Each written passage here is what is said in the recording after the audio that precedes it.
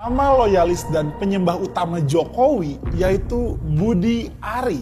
Belakangan ini jadi perbincangan publik nih. Tapi yang bikin rame kali ini bukan karena dia ngambek minta jabatan kayak tahun 2019 lalu. Tapi karena namanya disebut-sebut dalam persidangan. Kalau dia menerima 50% aliran dana pengamanan judi online. Yang bikin menariknya lagi nih, beredar kabar kalau duit yang dia terima itu bukan punya dia semua loh. Tapi sebagian adalah titipan dari junjungannya yang dia puja-puja.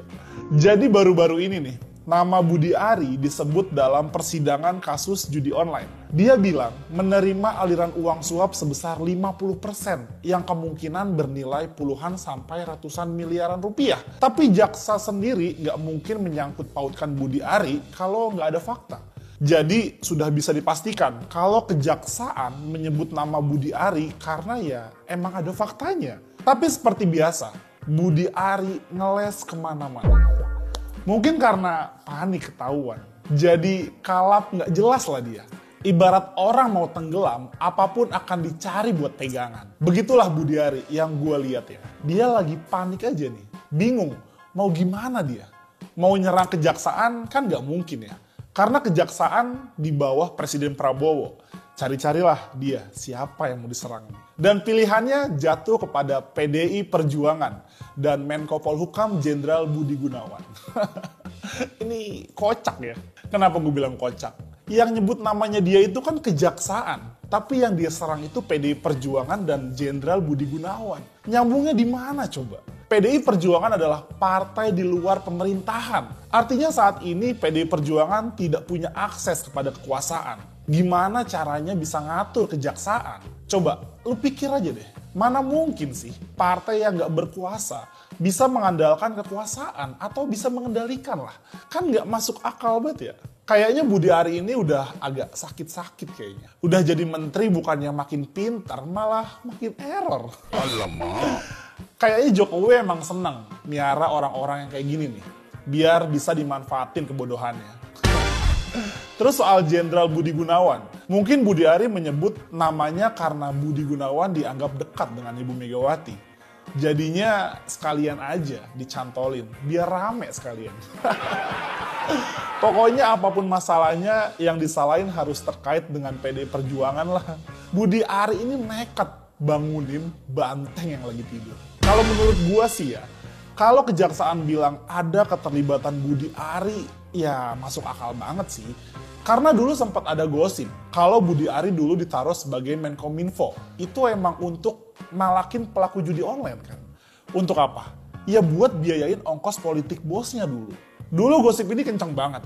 Tapi ya namanya main duit begituan ya agak susah buat ngebuktiinnya. Ibarat bau kentut nih, baunya ada, tapi wujudnya nggak kelihatan. Kalau gue sih ngelihatnya dari banyak akun ternak-ternaknya bodong ya. Atau yang dijulukin termul lah, atau ternak Mulyono. Yang sekarang ini banyak banget. Itu biayanya nggak murah coy. Gue yakin duit pensiunan jadi presiden aja nggak cukup buat biayain operasional mereka. Terus duit dari mana coba? Ya nggak tahu, kok tanya saya. Selain itu juga nih, lo udah pada tahu belum? Kalau Budi Ari ini punya kekayaan yang nilainya lebih dari 100 miliar. Wow banget nggak tuh? Gue nggak dapat banyak informasi dari mana Budi Ari ini bisa punya harta sebanyak itu. Itu yang dilaporkan loh ya. Kalau yang nggak dilaporkan, nggak tahu deh. Pertanyaannya, itu harta dari mana? Sejauh ini belum ada informasi yang gue dapat kalau dia itu pengusaha atau anaknya pengusaha besar lah. Yang beredar adalah dia itu mantan caleg gagal PDI Perjuangan yang mendirikan Ormas Projo alias Pro Jokowi. Apa iya cuma ketum Ormas aja bisa punya harta sefantastis itu? By the way, kalian yang mati-matian ngejilat Jokowi udah dapat apa? Ayo dong, jangan kalah sama Budi Ari. Kalau kita lihat dari sumber informasi yang ada nih, dan kita pikir dengan akal sehat ya, nggak salah kalau ada anggaran. Kalau Budi Ari ini adalah dalam tanda kutip nih, banknya Jokowi dan keluarganya. Bahkan ada spekulasi lebih liar lagi. Kalau Budi Ari ini piara babi ngepet. Ada-ada aja deh. Ini tentu candaan yang bisa masuk akal juga sih sebenarnya.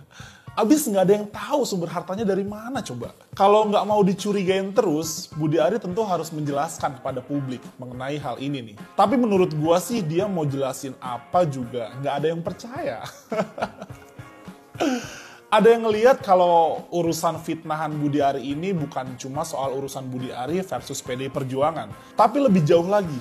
Ini adalah salah satu langkah Jokowi untuk menghancurkan pengaruh politik Ibu Megawati Soekarno Putri. Karena Budi Ari dianggap nggak akan bergerak tanpa komando Jokowi.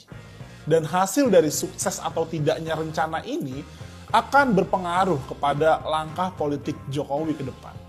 Kalau Jokowi berhasil menghancurkan pengaruh politik Ibu Megawati Soekarno Putri, maka kemungkinan dia akan jadi ketua umum PSI. Dengan harapan sebagian besar nih, kekuatan politik PDI Perjuangan akan pindah ke PSI. Tapi kalau gagal, diyakini Jokowi nggak akan berpartai. Karena itu berarti Jokowi sudah habis dan papan catur Jokowi sudah tutup. Jangan panik, jangan kemudian karena kepanikan Bapak lari kemana-mana. Apalagi Bapak sekarang juga lagi nggak tenang pikirannya kan. Ya, diserang sana sini. Betul kan, Pak? Tenang ya, Pak ya? Ya. Tapi kalau tenang jangan fitnah sana sini, Pak. Jangan fitnah partai kami, Pak. Ini nggak bagus, Pak. Gitu. Saya lihat karena Bapak fitnah sana sini, itu membuktikan. Pak Bro, kita fokus saja. Iya enggak, ini nyambung. Ini membuktikan mental Bapak lagi panik. Akibat dari tuduhannya kepada PDI Perjuangan, Budi Ari kini menghadapi urusan panjang dengan PDI Perjuangan. Selain urusan politik di DPR RI, dia juga sudah dilaporkan ke polisi oleh kader PDI Perjuangan. Ibu Megawati juga dikabarkan marah atas fitnahan Budi Ari ini nih. Lagian salah dia juga sih, jadi menteri kok tukang fitnah ya. Sekarang lu bisa ngerasain sendiri kan. Loyalitasnya diragukan, Budi Ari mata-mata Jokowi di kabinet Prabowo.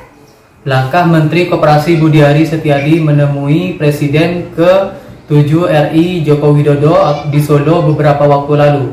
Menuai tanda tanya ada urusan apa seorang menteri aktif menemui mantan presiden. Analis politik sekaligus Direktur Eksekutif Trias Politika Agus Baskoro menyatakan bukan mustahil kehadiran Budi Ari di kediaman Jokowi pada hari Selasa. Lalu untuk melaporkan situasi internal di Kabinet Merah Putih Presiden Prabowo Subianto. Patut diduga dari pertemuan tersebut Budi Ari memberikan gambaran atau pemetaan kondisi Kabinet Pemerintahan Prabowo. Tujuannya agar memudahkan Jokowi dalam berinteraksi dengan Presiden ke-8 RI tersebut. Langkah Budi Ari ini, kata Agung, semakin menunjukkan Ketua Umum Relawan Projo itu bermain dua kaki. Jika ke depan loyalitasnya dipertanyakan, maka jadi sebuah hal yang tak wajar. Dualisme loyalitas itu sebuah keniscayaan dalam konteks sistem politik di tanah air yang belum matang, kata dia. Diketahui Budi Ari mendadak menyambangi kediaman Presiden ke-7 RI Joko Widodo atau Jokowi di Kecamatan Banjarsari, Solo, Jawa Tengah pada hari Selasa. Pertemuan digelar tertutup. Namun Jokowi mengaku kedatangan Ketua Umum Relawan Projo itu hanya sekedar silaturahmi. Dia membantah ada perbicaraan khusus dengan Budi Ari, silaturahmi biasa, kata Jokowi.